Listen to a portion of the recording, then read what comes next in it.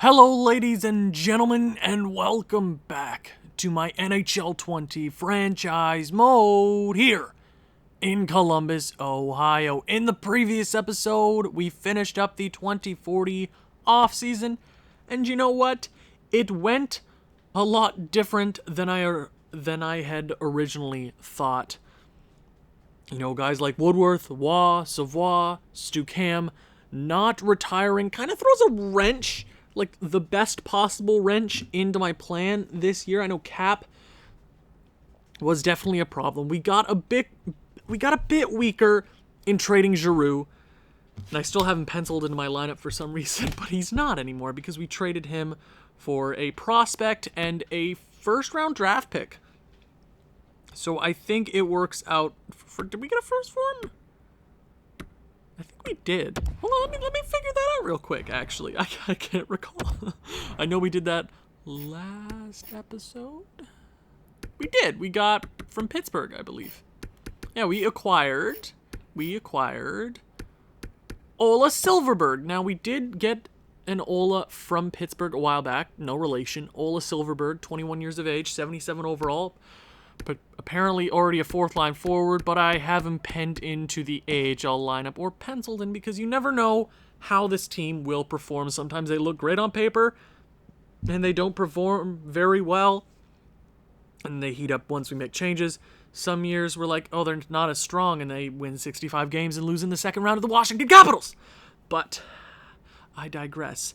It was a very, very solid offseason in general. Guys like Woodworth aren't done proving to the league what they are. And what they are is some of the best players, some of the best lines ever produced in NHL history. Some of the best seasons ever.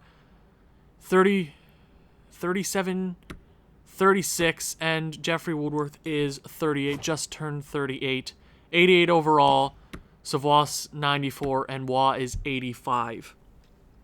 Not years of age, but it seems like that some days. But you know what? He's not a first-line forward anymore. Savoie's still a first-line forward. He's down to an exact elite potential, which means he is going to start the decline very soon. Woodworth is down to a bottom six potential. So this is potentially, get it? I'm funny. Potentially the last year of his NHL career. We have him at 9.9, which is the lowest we've had him in probably in about a decade. We signed him to a 2-year contract just in case he continues to stay on, but it doesn't hurt us in any possible way. That first line, I'm keeping them together. I promised the viewers at home, and you're still watching, apparently. Hi. Still watching at home, that I would keep this line together as long as they were still performing, which they haven't dropped off at all, and I don't assume they are going to because their offensive stats are still incredible. I mean, the weakest one there is Waugh, but he still puts up incredible numbers. Last year he put up 109. Savoie had the best season of his entire career, 141, winning the Art Ross, the MVP, and plenty of other trophies. Woodworth trying to go for that 14th straight 100-point season. Does he do it? I'm not sure if he's going to do it because I think he's going to take a dip this year, even though his offensive stats are still really, really good. He's at an 88, which is which is still really good. I know, but for Woodworth, it's a dip off. But I expect that first line to be really good, and I promised that I would keep this line together until one of them retires, and then we have to change it up. I hope this line retires together, but Savoie looks like he's going to be the last man out. He is the youngest there, so I'm assuming he's going to be the odd man out. Even though he's looking upwards. I know he dropped to an exact elite potential from a franchise. But he had the best season of his NHL career at 36 years of age. So I expect big things from this line. If we don't see the same production, maybe we change it up, but I have to trust this line. Second line, you might be like, little strange. Dillman is getting the shot after a 28 goal rookie campaign, 40 points. I decided, you know what? Let's put two pure snipers In MP3, 25 years of age, 86 overall. He's gonna be that next left or first line left winger. Wah is done here in the next year or two. I'm not sure, because I said 2 seasons ago they're probably done, because you've seen players retire at 35 and you've seen players retire at 42. So you never know. Created players tend to retire first over computer generated. I'm not sure if there's any actual evidence to that, but that's what I've seen so far. And you're putting 2 pure snipers next to a bona fide playmaker. He is a legitimate playmaker. He doesn't score a lot of goals, so he just gets to pass off the puck to 2 guys that are shooters. I know it isn't his exact shooting stats there for Dillman, but his shooting category is 5 stars. His offensive awareness could be a bit better. I'm not sure what it's actually at, but he has really good shot accuracy. And if you have good shot accuracy as a player, doesn't matter what your power is, you'll put up goals. And that's what I tend to notice throughout the entire league. If you have a guy like Woodworth, his shot accuracy is above 90, which means he's going to it's almost at 99s, so he's going to put in a lot of goals each and every year. He's more of a playmaker, but he can shoot the puck when he needs to. Now, I believe Woodworth, Wayne Gretzky has 894 goals in his NHL career, the most all-time, I believe. Speaking of most goals all time, when I'm recording this, Ovechkin got a hat trick against the New Jersey Devils, so he's coming up for not Panarin. Why am I messing up so much? I'm not even gonna try to edit this episode. You're just gonna have to go with it. I'm recording actually relatively early, so I don't know if the key is recording later when my brain is just. Let's just get back to the game. 36 years of age. He's going for his 14th straight 100-point season, which would be first all-time. I believe Wayne Gretzky had 15 in his NHL career, 15 100-point seasons. He had 4 200-point seasons, which just shows how incredible he was. But the second line, Bobby Friesen is I don't even know how I got back to Woodworth. Bobby Friesen is a pure playmaker. And when he's playing next to Pro Horkin, who just scores goals, and Dillman, who apparently scores goals, I think both their goal scoring is going to maybe dip off a bit personally for both of them, but I think it'll be more spread out amongst that line. I could be mistaken, because a while back, episode 3, when I drafted Woodworth, or a season into his career, I said something along the lines of, I never think he'll be more than a point per game player, and apparently I was wrong. I was expecting Woodworth to be more like MP3. MP3 is the pure sniper. Woodworth is just the all-around man. So that line should be really, really solid. Kilo Fallon finds himself on the third line yet again. It sucks for me to do that, but until Savoie dips off, you got to keep Savoie there. 141 points last year. You got to go with that. Bobby Friesen is young, 87 overall. He's going to get better. We have him signed up to a fantastic contract for the next 8 years. Get him in his prime. That'll bring him up to 29 years of age. I want him to get better. Fallon, there's no evidence for me to put him somewhere else. Last year we played him on the third line, played him power play, penalty kill. Everywhere else, put up 90 points, a bit lower than what he usually has. But all around, he had one of the better, more solid seasons of his entire career. His takeaway to giveaway ratio was incredible, one of the best he's ever produced. So him playing on that bottom six isn't a negative. It really helps shape that young bottom six, or younger. It isn't even a young bottom six. The youngest guy there is Melvin Rodriguez, 21 years of age. He is a two-way forward. He looks to be a really, really solid player. 5-star shooting category, 5-star puck skills.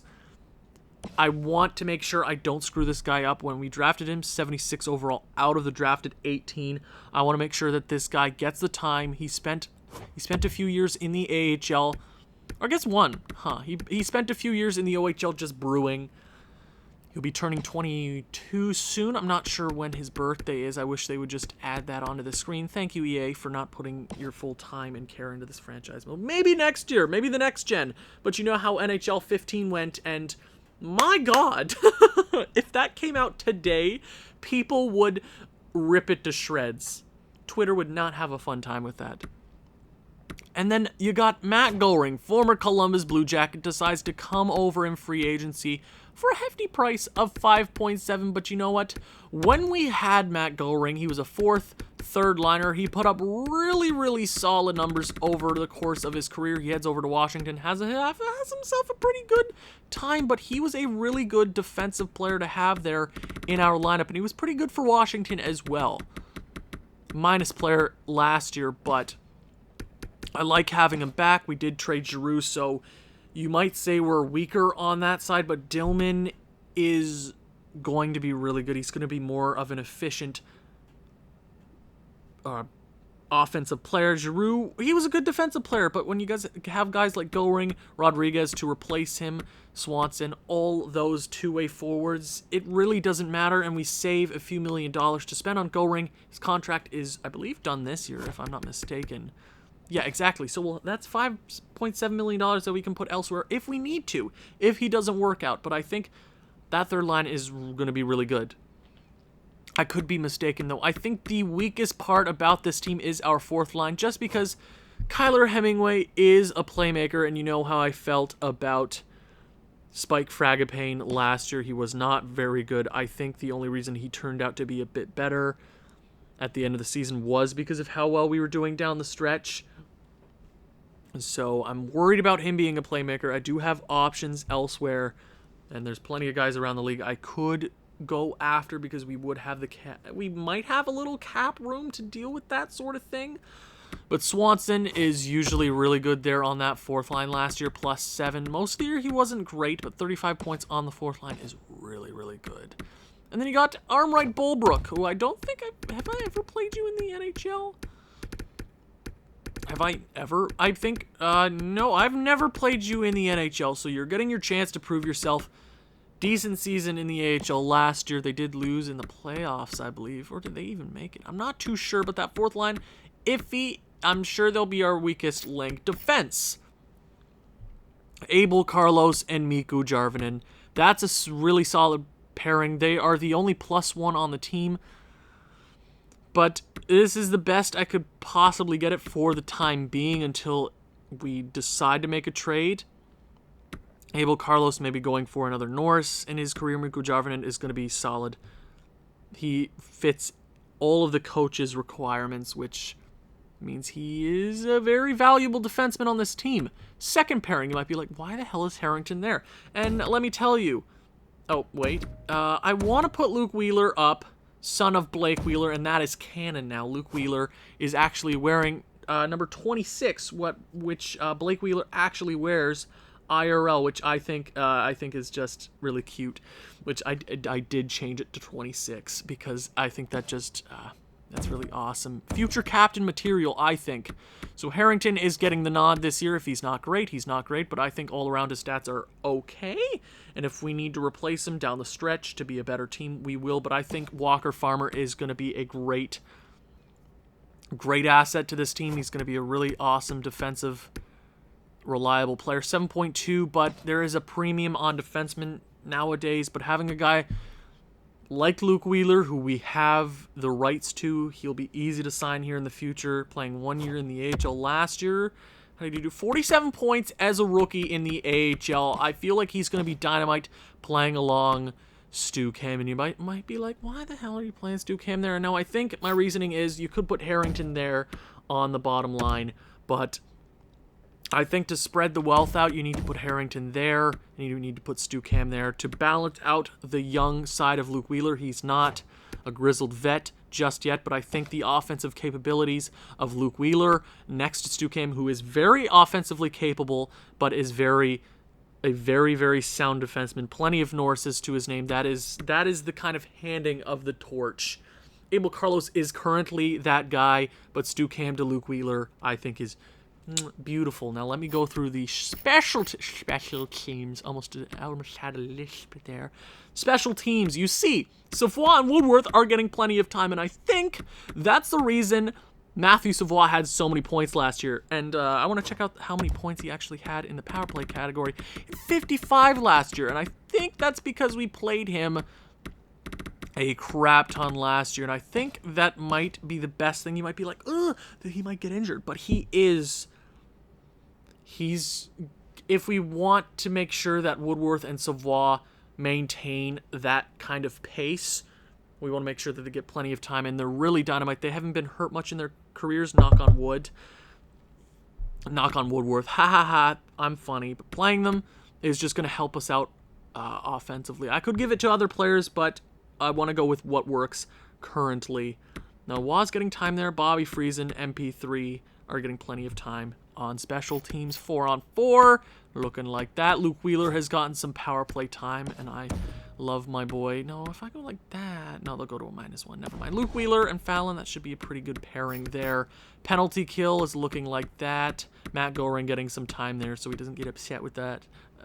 Melvin Rodriguez as well.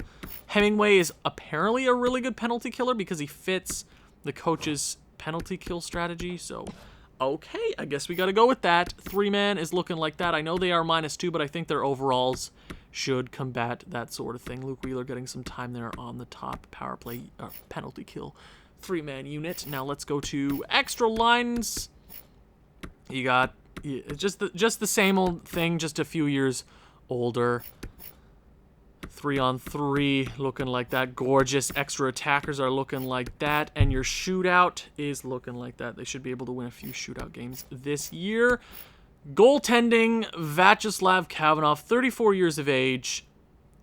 He's trying to break Martin Brodeur's record. Now, if he can have a solid season, 40 wins is what I'm aiming for the next 3 years. He can do that. If he goes 40, and then 20, he'll pass Martin Brodeur in the next 3 seasons. I think if we can even keep him on as a backup in the later stages, he can take the record, because I've never seen a goalie actually pass that in the franchise mode, so I'm waiting for that, and maybe once we get to that point, we'll slow down the simulation and make sure to get him in a few games to make sure he breaks that, because I think he has the capability of doing that, because we are still a very, very good team now. You could go out and win 30 games this year because we do have a solid backup in Bryce Barch, who is finally getting the nod. You might be like, where's Muller? And I have a few things to discuss with that. I know I've spent a lot of time talking about my lineups, but we have to savor this a bit. Bryce Barch, 23, you have signed up to a 2-year contract. I tend to do that a lot with my goalies. Goalies really don't cost a whole ton in this game anymore.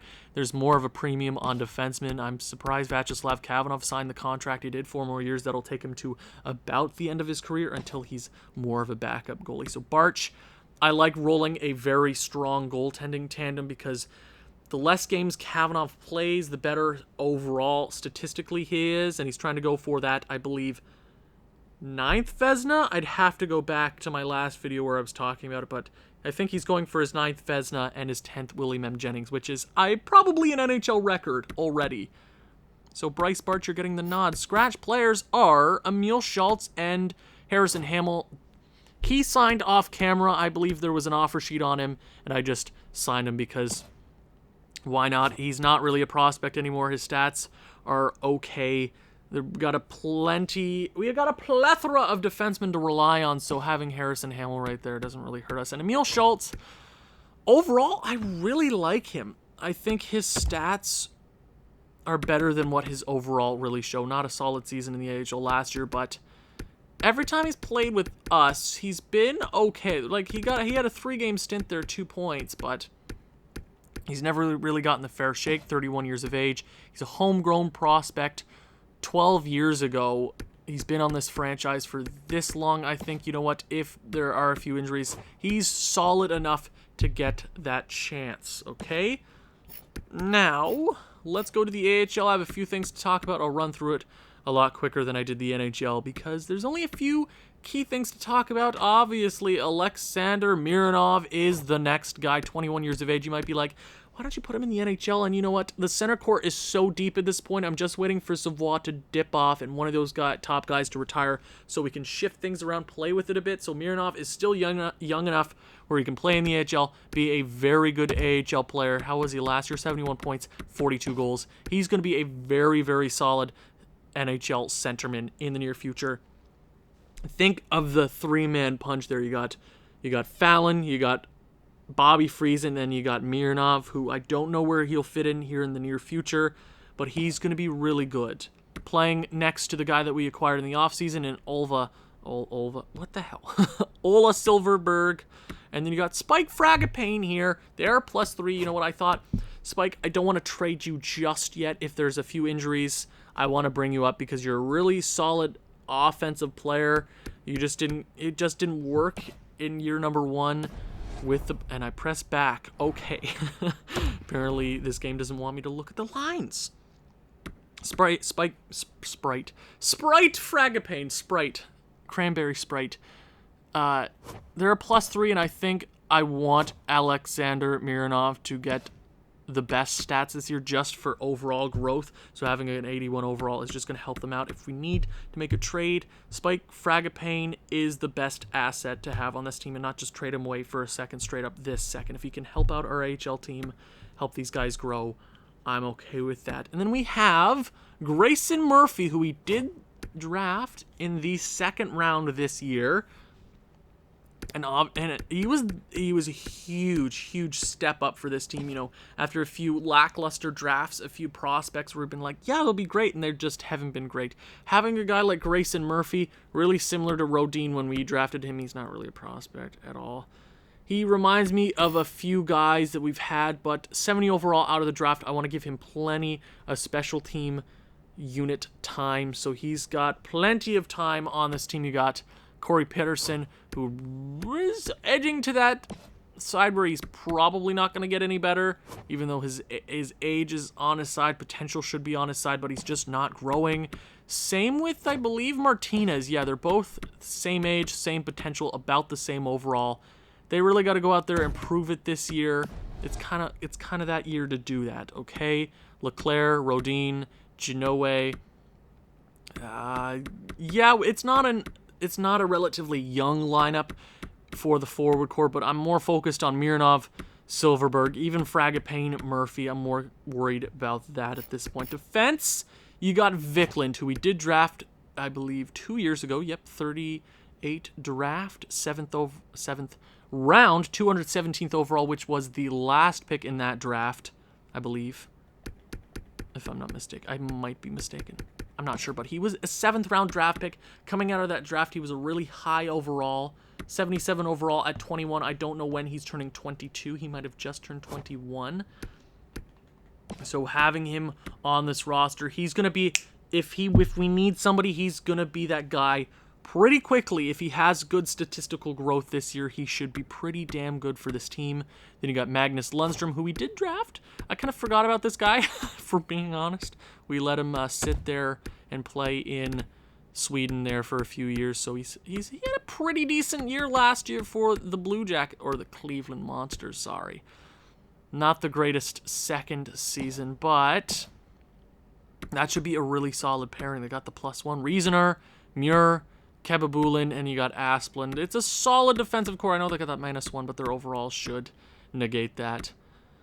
It's a really solid defensive core. Now, I'm not going to go through special teams. Mironov, Grayson are playing plenty of special team time, so they're gonna be good. Okay, same with Vikland. He's playing plenty of time. The thing I want to talk about right now is Parmuller and Byers. Byers, I want him to be the starter in the AHL. I do, and I don't know who the other... Do we even have another goalie? We don't. But I want... Muller. Do we just wait until we need to make a trade and then use him as an asset? Because I believe he's on a... I think he's on a 2-way contract. Yeah, it says 2-way right there. So that's pretty good. If there's injuries, we'll have him. I think right now the best thing to do would be hold on to him, because I feel like we are going to make a trade to bolster this lineup. If anything, it's going to be the right wing. Try to grab an absolute superstar near the trade deadline. And I think I just want to get right to simming. I think that's the moment you've been waiting for. Oh, but sorry, I'm going to check out the draft class real quick, actually. Let's see. Goulet. Philip Goulet is the first overall pick. You got a Galchenyuk, you got a Lindstrom, Weller, Swanson, a few Americans. You know how we love to draft our Americans. So, you know what? I just want to get right to the NHL draft. Oh my god. I want to sim a few months, see where we're at. It's not going to be the longest of episodes. You already see that I've simmed through a few games. It's just because I signed a few depth guys for the AHL. No biggie, nothing you need to see on camera. So we will go up to the, let's sim up through the month, because you know how I hate simming through games in the regular season, or slow simming, because it's voodoo and you never win them, except for last year when we did it. But then we did terrible in the postseason, so I wonder if there's some voodoo conspiracy EA simulation stuff going on, huh? Though 6-1 through the preseason, I'm not too worried about that. It's preseason, so let's get this season underway against the Nashville Predators. Start off with a big W, boys. Come on. 6-3 victory. I will take it. Tampa Bay, 3 in a row. Starting off the season nice and sweet. Edmonton Oilers, big rival, facing right, 5-1 loss. Ugh, that's not good. Anaheim, let's rebound. 4-2 wins, so the Oilers are only negative on the season so far. Cleveland player Mikhail Rodin has been hurt. We have a bunch of scratch players in the AHL, so let's just throw somebody on. It's not that much of a biggie. 6-5 win against the Avalanche, and the New Ranger. I tried to say New York, but I skipped over it. The Rangers 7-2 victory. Vancouver, come on. 5-4 OT loss, but we get a big point. Then a regulation loss, so that is 2 losses in a row. I won't even throw Rodin in the lineup. He just makes me mad because he wasn't never really good. 3-0 loss. That's 2 in a row, Columbus. Calgary. Come on, let's finish this month strong. A shutout, a reverse shutout, and a 5-2 win against the Oilers, who did give us our first regulation loss of the season. That was hard to say. Matthew Savoie leads the team in points. We are tied for first in the division. We have one game they have one game at hand over us, but we've been solid. Not one of our best starts to the season, but pretty strong ones. Matthew Savoie has to be a major part to our success so far. So who is not performing and who is performing? Right now, Matthew Savoie, do I even have to talk about it? What is he currently at for points in his career? 1851. So if he has another 100-point season, which I think is fair to say, they're just going to heat up the longer we go into the season, which is usually how it goes. He's at 11 goals through 12 games, which I don't know if he'll keep up the consistency, but he already has 10 power play points, so the power play has to be clicking so far. Are you kidding me? So if he plays through the age of 38, and I don't know when he turns 37, I think he could get to 2,000 points in his career as well. He didn't start off the strongest in Detroit.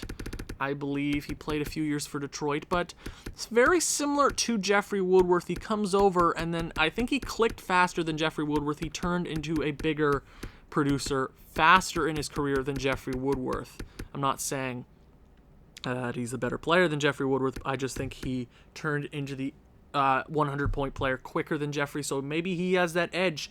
There is a possibility that at the end of their careers, Savoie could have more points. He has plenty of less games played. He's catching up in points. He's 200 behind, but you never know. He has that 2-year gap, so you never know. But Jeffrey freaking Woodworth is still playing on this roster. 16 points in 12 games. That's not on pace for 100-plus points. He's trying to get that 14th in a row. Not sure if he's going to do that. He's trying to break records, Wayne Gretzky records. He's currently sitting at 2,101 points, so he just passed that probably last game. I'm sure at this point in this franchise mode, there's probably people who have passed 2,000 points, but no player has ever passed 2,100. 2,100? Is that the right way to say it? 2,100? That doesn't sound right. 2,101 points. He is one of the best players of all time, and there's no doubt about that. He's trying to cap his career off with a Stanley Cup. I think this team has the ability to do that, but we have a long season ahead of us. Maxime Prohorkin, what am I talking about? That second line isn't doing too shabby so far. They could be doing a bit better, but I mean, Bobby Friesen, he's just, come on, man. You gotta do a bit better than that. I mean, ice time, you're happy about that. You just gotta pick it up. You do. But a great start from MP3. He's on pace for one of his better seasons so far.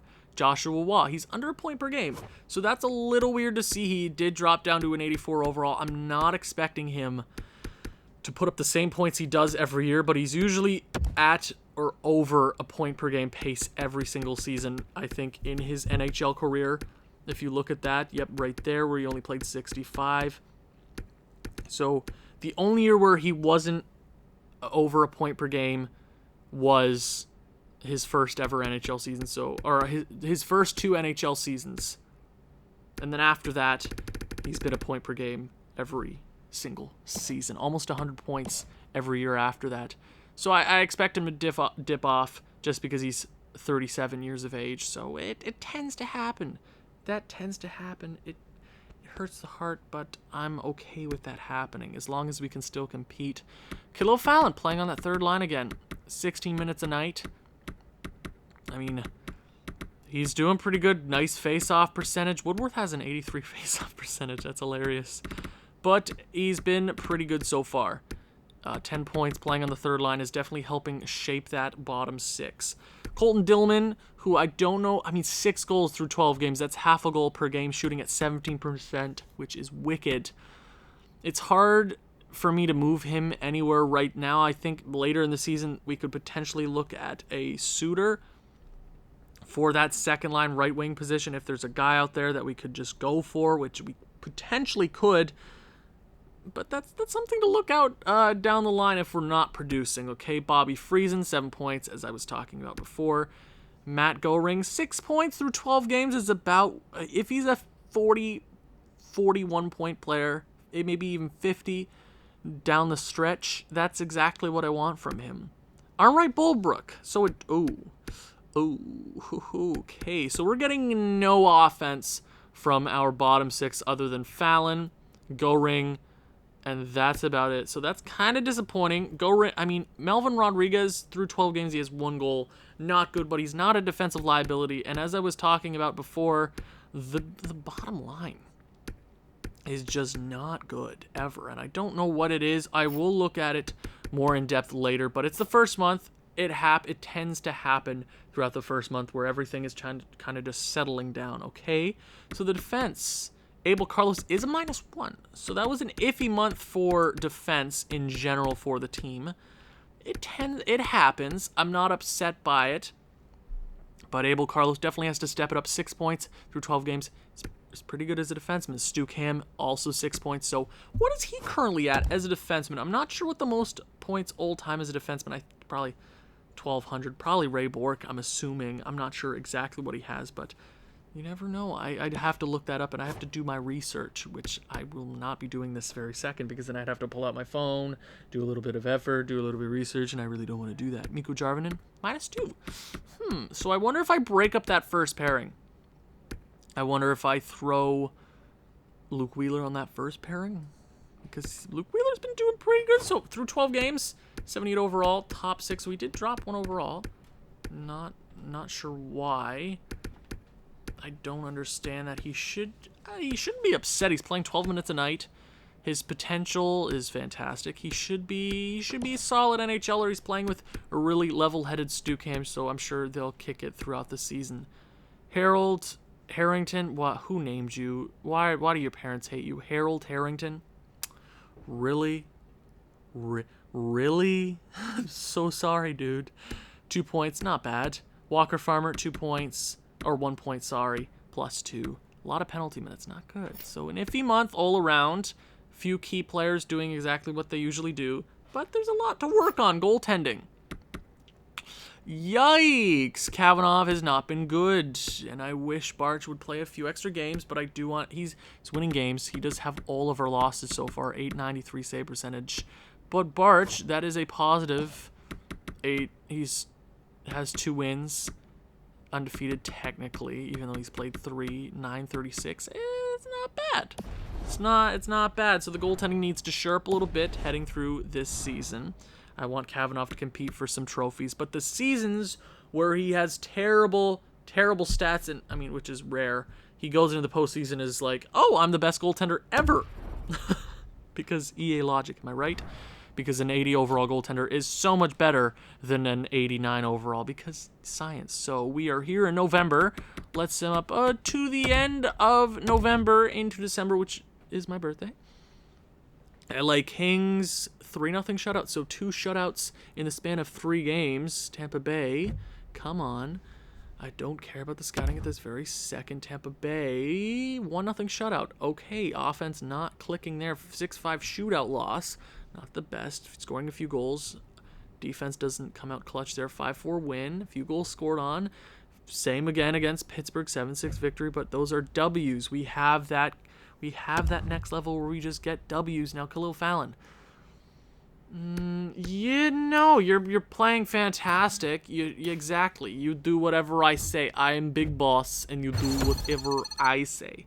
Because I'm in charge. Vegas? 7-4 victory. A lot of goals scored against, so I'm not guessing that our goaltending stats are the best. But our offense is clicking. 4-3 regulation loss against the Bruins. DuPont is fully okay. Cool. Dallas Stars. Braden Martinez has been hurt in the AHL for a few days. Head coach replaces player. Dallas 7-6 victory. So the wins we're getting, we're allowing a lot of goals.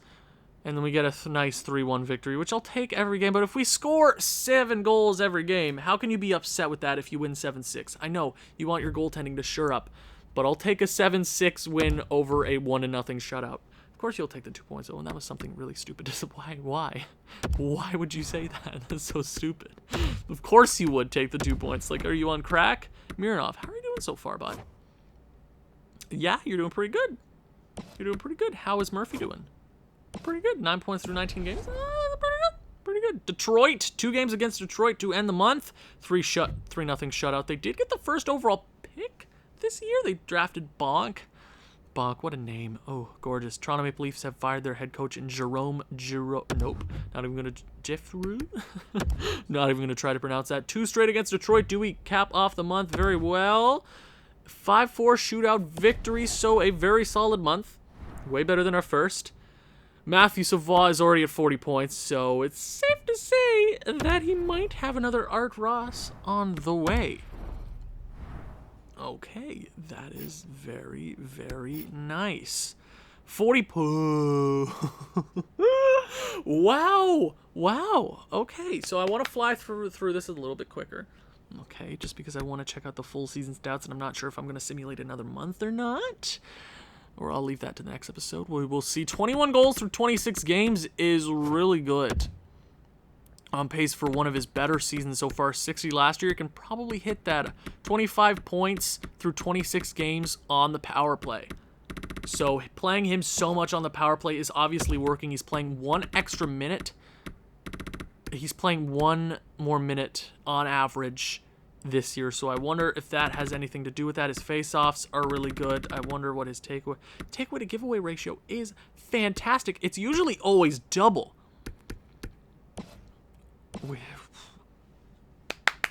Good. What contract do we have him to? 2 more years at 13. Worth it. Jeffrey Woodworth. Speaking of worth it, 87 overall, 38 years of age. 21 minutes a night, 37 points. He's on pace for over 100 points, boys. I think he'll do it. Knock on some wood. I think he'll do it. I don't think he'll slow down from here. I think he'll just get better. He also wants to hit 30 or more goals because he's never scored less than that in his entire NHL career. He's a damn good player. He's a very bad man. Maxime Prohorkin, 20 goals. Second on this team. So what did I say? Bobby Friesen and him were going to go off, and Bobby freaking Friesen. It's working, boys. It's working. What did I just press? Oh, God. Oh God, what did I just press? Bobby Friesen.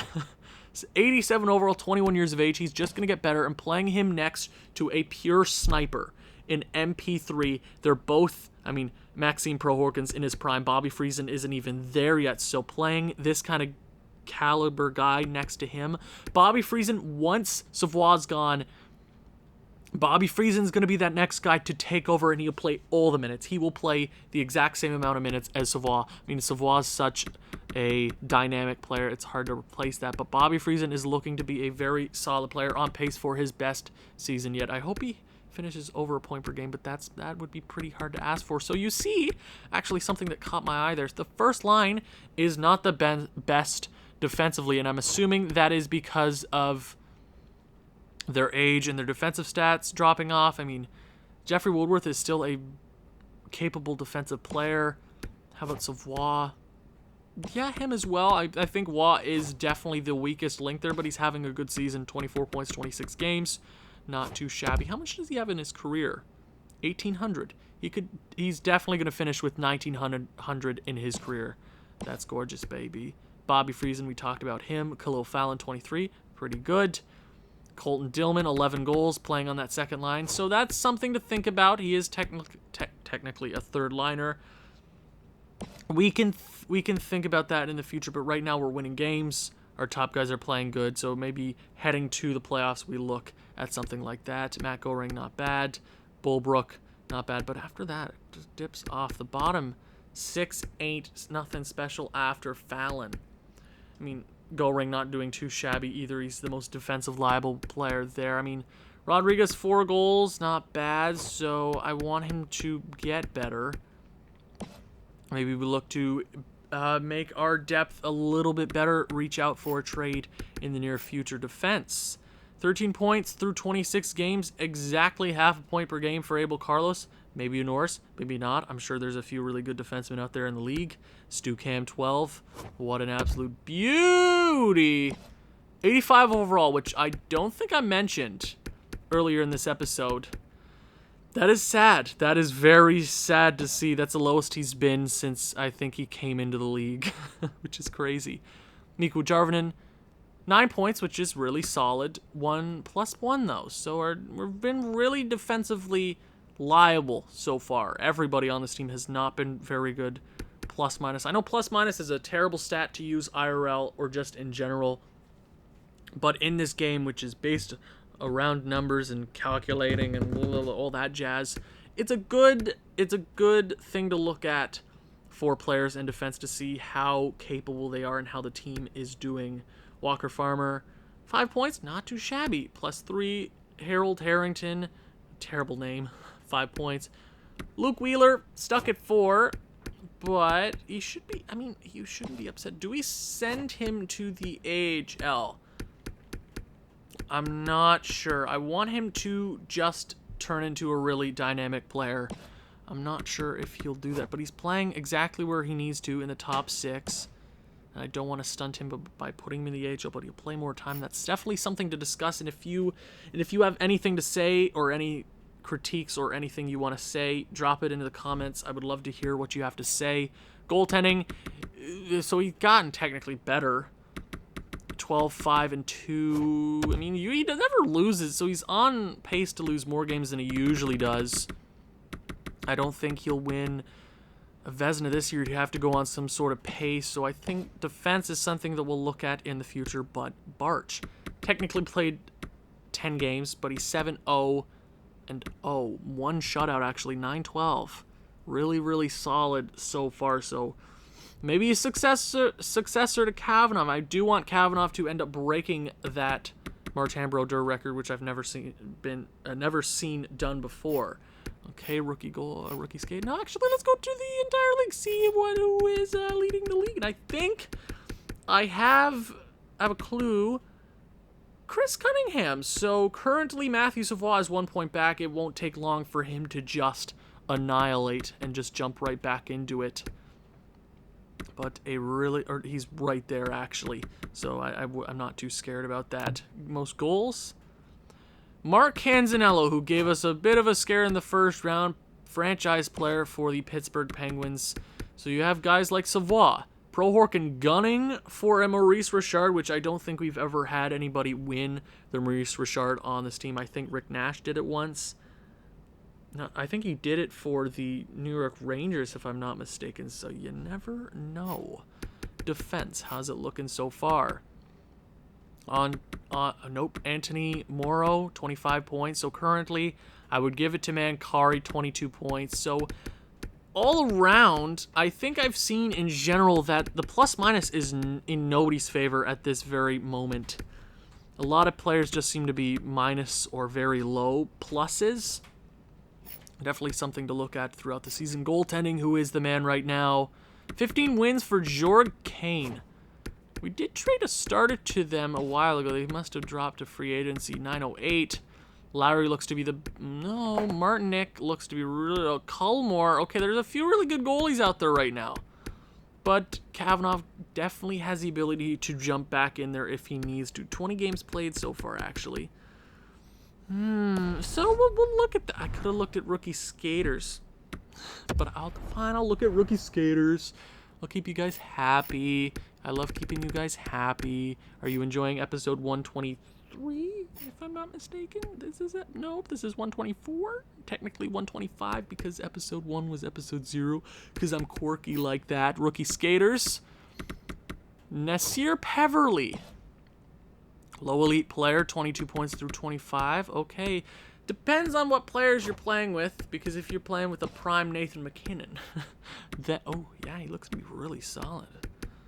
Okay, it has been a season so far. We look pretty good so far. There are a few things to worry about. Defense is something we will look at. Goaltending, I think, will sure itself out throughout the season once we turn on the Jets. We are 9-1 our last 10, so is there anything to be really upset about so far? Matthew Savoie is on pace for one of his better seasons yet.